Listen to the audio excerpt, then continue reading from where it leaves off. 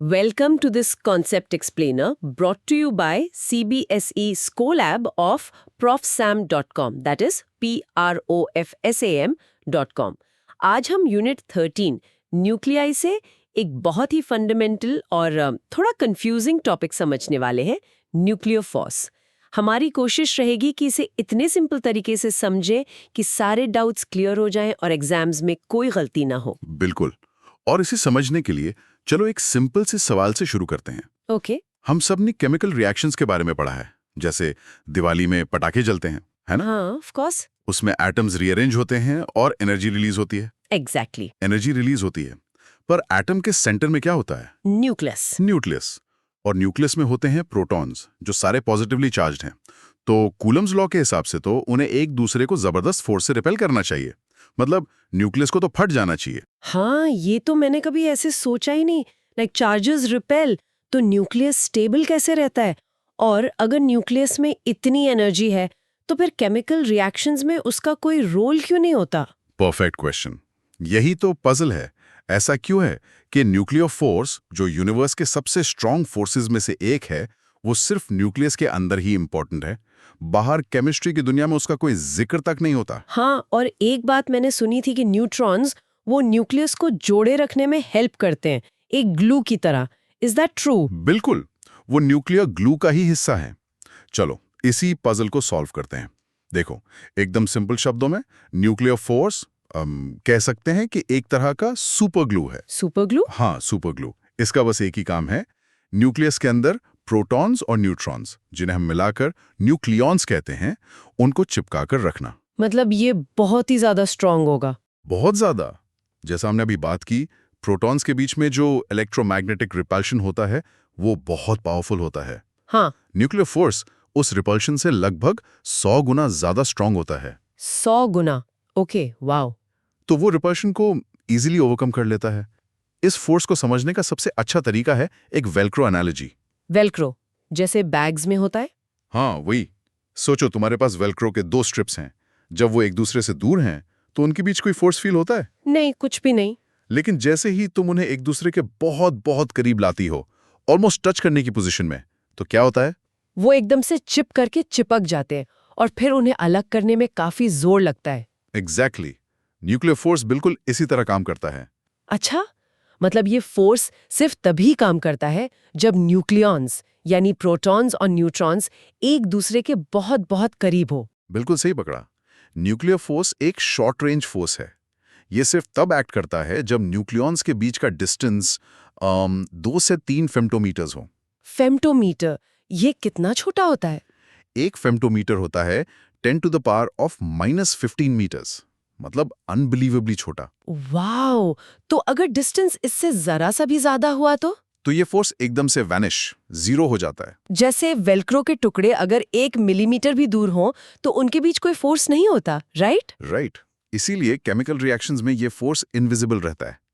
वहां एटम्स के न्यूक्लियाई के बीच का डिस्टेंस बहुत ज्यादा होता है, तो ये न्यूक्लियर सुपर ग्लू एक्ट ही नहीं कर पाता। ओके, तो केमिस्ट्री में इसका जिक्र इसलिए नहीं होता क्योंकि एटम्स उतने करीब आते ही नहीं है कि न्यूक्लियर फोर्स एक्टिव हो सके। ये सिर्फ न्यूक्लियस के अंदर की दुनिया का फोर्स है। परफेक्ट। अब तुम समझ गई। चलो अब देखते हैं कि एनसीईआरटी इस फोर्स की प्रॉपर्टीज को कैसे डिफाइन करता है।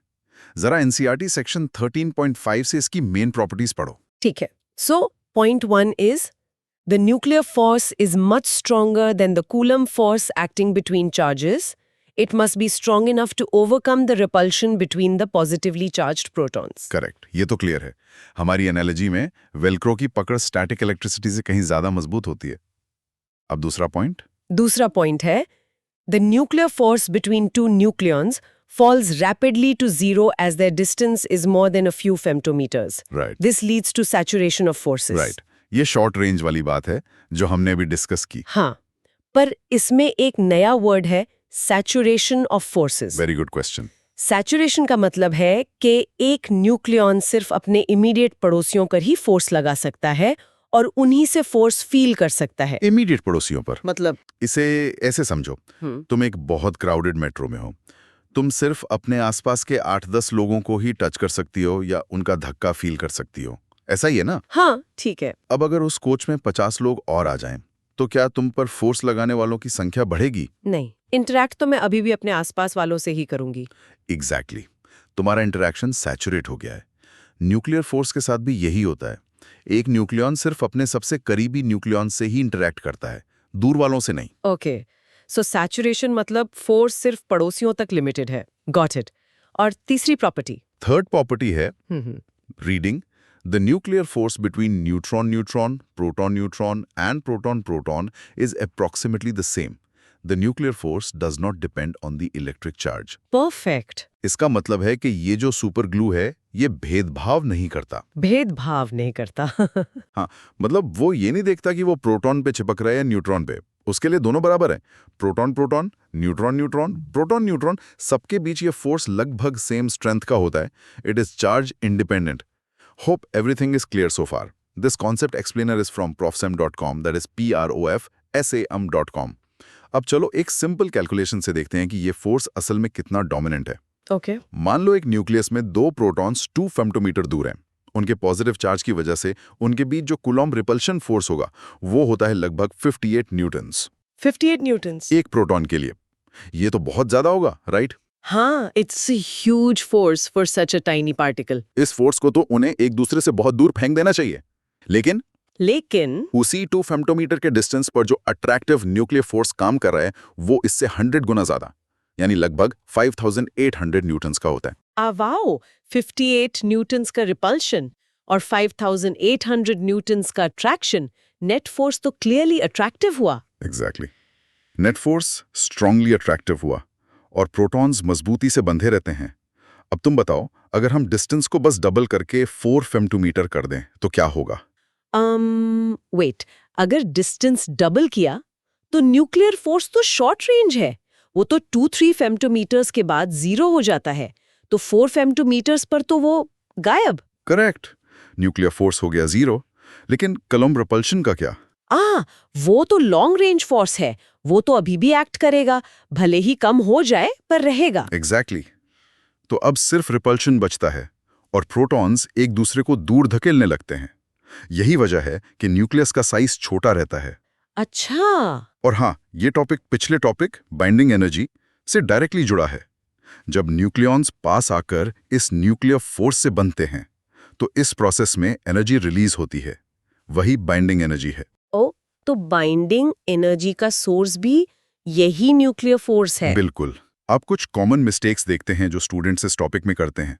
ये साइलेंट किलर्स हैं जो मार्क्स कम कर देते हैं। ओके, ये इंपॉर्टेंट है। मिसकंसेप्शन नंबर 1, स्टूडेंट्स सोचते हैं कि nuclear force is just a stronger version of electromagnetic force. ये बिल्कुल गलत है। ओके, न्यूक्लियर फोर्स एक अलग फंडामेंटल फोर्स है। उसकी प्रॉपर्टीज जैसे शॉर्ट रेंज होना, चार्ज इंडिपेंडेंट होना, ये सब इलेक्ट्रोमैग्नेटिज्म से बिल्कुल अलग हैं। ओके, तो ये इलेक्ट्रोमैग्नेटिक फोर्स का बड़ा वर्जन नहीं है, बल्कि एक कंप्लीटली डिफरेंट फोर्स है। एग्जैक्टली। अब मिसकंसेप्शन नंबर 2, स्टूडेंट्स को लगता है कि nuclear force acts on electrons also. ये भी एक बहुत बड़ी गलती है। इलेक्ट्रॉन्स पर? क्यों?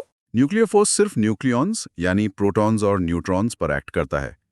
इलेक्ट्रॉन्स तो न्यूक्लियस से बहुत दूर ऑर्बिट्स में होते हैं, उन पर सिर्फ इलेक्ट्रोमैग्नेटिक फोर्स लगता है।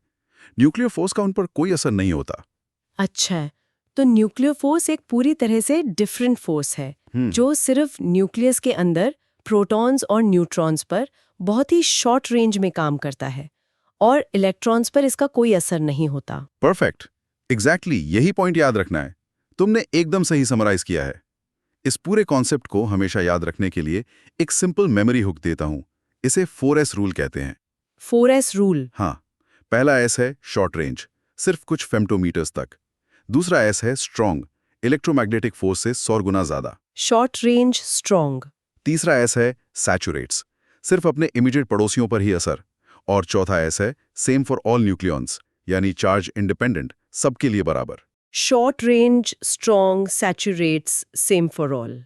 ओके, ये तो इजी है। और एक फिजिकल जेस्चर भी है, चलो करके देखते हैं। अपनी दोनों हथेलियों को लो और उन्हें कसकर एक दूसरे से दबाओ। ठीक है, दबा लिया। मान लो ये 2 न्यूक्लियॉन्स हैं जो टच कर रहे हैं और स्ट्रॉन्ग न्यूक्लियर फोर्स उन्हें बांधे हुए है। फोर्स फील हो रहा है, राइट? हाँ, प्रेशर फील हो रहा है। अब अपनी हथेलियों को बस कुछ सेंटीमीटर दूर कर लो। अब कोई फोर्स है? नहीं, अब तो कुछ नहीं है, बिल्कुल फ्री है। फोर्स गायब। ये जेस्चर तुम्हें फोर्स के शॉर्ट रेंज नेचर को हमेशा याद दिलाएगा। पास लाओ तो जबरदस्त फोर्स, जरा सा दूर करो तो फोर्स 0। तो चलो इस पूरी डिस्कशन को 3 की पॉइंट्स में समराइज करते हैं, जो एग्जाम के लिए सुपर इंपॉर्टेंट है। ओके, 3 की पॉइंट्स। पॉइंट 1, न्यूक्लियर फोर्स एक extremely strong, short range, attractive force है जो न्यूक्लियॉन्स को कूलॉम रिपल्शन के अगेंस्ट न्यूक्लियस में बांध कर रखता है। पॉइंट 2, ये फोर्स चार्ज इंडिपेंडेंट होता है, यानी ये प्रोटॉन प्रोटॉन, प्रोटॉन न्यूट्रॉन और न्यूट्रॉन न्यूट्रॉन पेयर्स के बीच लगभग बराबर स्ट्रेंथ से काम करता है, कोई भेदभाव नहीं। एंड पॉइंट 3, इसका short range nature saturation property को जन्म देता है, जिसका मतलब है कि एक न्यूक्लियॉन सिर्फ अपने इमीडिएट पड़ोसियों से इंटरेक्ट करता है। और इसी वजह से लार्ज न्यूक्लियाई में भी बाइंडिंग एनर्जी पर न्यूक्लियॉन लगभग कांस्टेंट रहती है। Brilliant, you've connected the dots। 12th CBSE physics, chemistry और मैथ्स में मैक्सिमम मार्क्स लाने के लिए profsam.com पर विजिट करें। That is PROF SAM, right? Yes, PROFSAM.com। All the best।